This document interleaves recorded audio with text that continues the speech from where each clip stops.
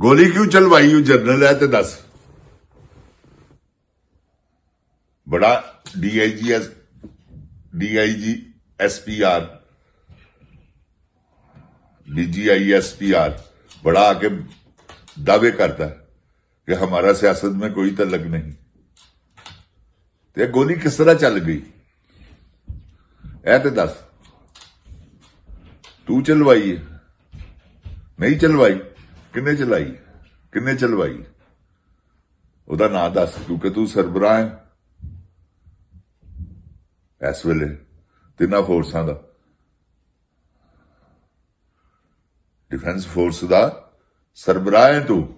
तेरा फर्ज है अवाम नू दसने हकाइक, ताकि अवाम नू पता लगे कि गोली तुसी नहीं चलाई, ना तुसी चलवाई है। किन्ने चलवाई है ते क्यों चलवाई है ते कादे लई चलवाई है? इन्ना सिर्फ सवाल है पब्लिक का, होर ते है ही कुछ नहीं। औज़ बिल्लाहि मिनश शैतानिर रजीम, बिस्मिल्लाहिर रहमानिर रहीम, रब्बे ज़िदनी इल्मा। अल्लाह ताला मेरे इल्म में इजाफा फरमा और मुझे सच बोलने की तौफीक दे। अस्सलाम वालेकुम जिन जान पाकिस्तान जी। ते ए जिन जान पाकिस्तान जी इन्हां कोलों पुछदे रहना कि गोली क्यों चलाई, किन्ने चलाई ते क्यों चलाई? इंसानी जाना दा ज़िया होया है जिन जान पाकिस्तान जी, को मामूली गल थोड़ी है। अल्लाह माफ करे, तुसी आप सोचो ना कि की होया अल्लाह माफ करे परवरदिगार आलम। इंसान जिन जान पाकिस्तान जी, इंसान जेडे ने ना वो तौबा नौज बिल्ला शहीद होए ने। कोई इन्होंने जानवरां ते गोलियां थोड़ी चलाइयां ने, जिन्हां दे टैक्स दे पैसे नाल पलदे ने उन्होंने इन्होंने गोलियां कढ मारियां। किन्ने मारियां? आओ दसो। असीं तो पुछदे रहना जिन जान पाकिस्तान जी। इन्होंने माफी एक प्रोग्राम ऐसा नहीं तुसीं मैनूं दिखा सकदे जिहदे च मैं ना किया होवे कि गोली क्यों चलाई जी। मैं तो शुरू किया, दूसरे दिन ही मेरा प्रोग्राम 26 नवंबर तो बाद आया, उहदे च मैं इन्होंने कहा गोली क्यों चलाई हो। तो जिन जान पाकिस्तान जी 4 लाख तो उत्ते उहदे व्यूज हैं उस वीडियो दे 12 घंटियां च। ते जिन जान पाकिस्तान जी तौबा नौज बिल्ला, मैं ऐ भी गल कोई शेखी नहीं मैं मार रहा कि व्यू इन्ने सन। पब्लिक नूं गल ही ऐसी की गोली क्यों चलाई। जिन जान पाकिस्तान जी इन्होंने कैप्चर कर लिया है पाकिस्तान गोली चला के। ए डरा रहे ने तुहानूं, उहदी वजह की है कि इन्होंने अपनी मौत नजर आ रही है। वो खां छोटा जिहा बंदा नहीं गा। अकवाम मुत्तहिदा जिहड़ी उन्हें तकरीर कर दी, एंड लाता है कसम परवरदिगार दी। शायद ही अज तक किसी मुसलमान ने ऐसी तकरीर नहीं की थी सरबराह ने जैसी वो करके आया। इस्लामोफोबिया का बकायदा डेट ले ली उन्हें जिन जान पाकिस्तान जी। एहतजाज ए उदी गल ए चपड़ासियां नूं इन्होंने अपने चपड़ासी जेडे है सन, जेडे इन्हों के तलवे चटते सन, उन्होंने इन्होंने हुकूमत बना के देती है। कह लो बई पिछे तो सारा कुछ आप ही कर रहे हैं। जिन जान पाकिस्तान जी सब कुछ तो आप कर रहे हैं। ठंडिया कमरिया च बैठे, गर्म कमरिया च बैठे, विस्कियां पी रहे ने, इंजॉय कर रहे हैं। उन्होंने की परवाह पाकिस्तानी अवाम नाल की बीत रही है। वो तो अल्लाह पाक अपनी रहमत के सदके वादा किया है रब्बुल रहीम कादर करीम रहमानो अजीम ने कि रोटी में पेट भर के बंदा सौंदा। ते गल हैगी है कि कुछ मुश्किलों नाल भरदे ने पेट,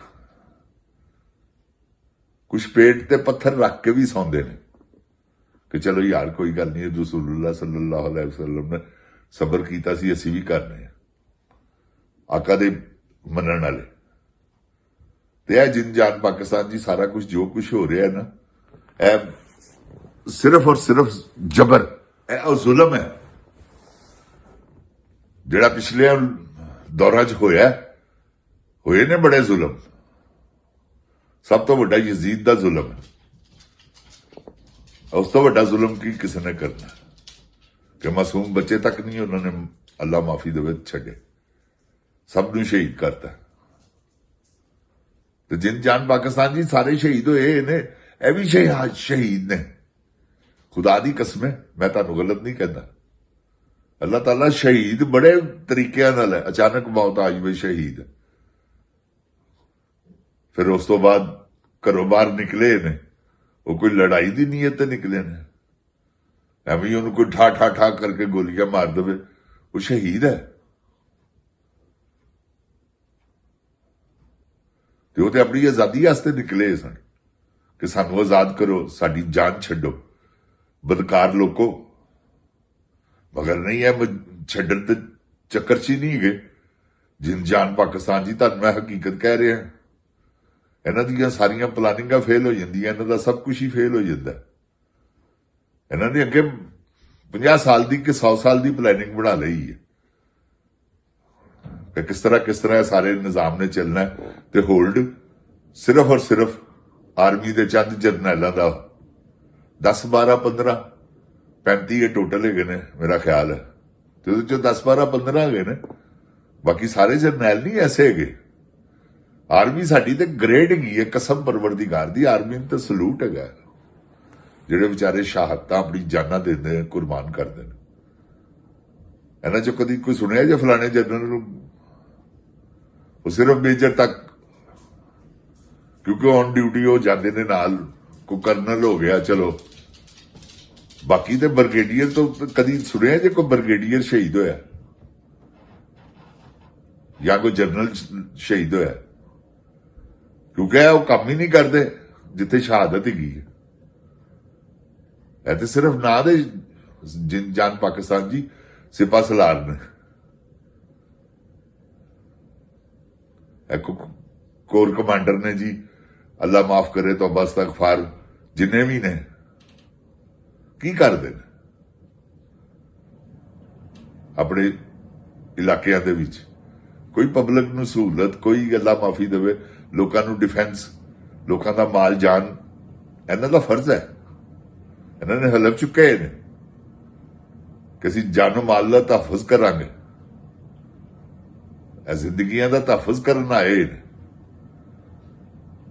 ਆਪੇ ਹੀ ਮਾਰੀ ਜਾ ਰਹੇ ਨੇ। ਇਹ ਕਾਦੀ ਬਹਾਦਰੀ ਹੈ ਬਈ? ਇਹ ਦੱਸੋ, ਇਹ ਕਿੱਥੋਂ ਦੇ ਬਹਾਦਰ ਹੋ ਤੁਸੀਂ?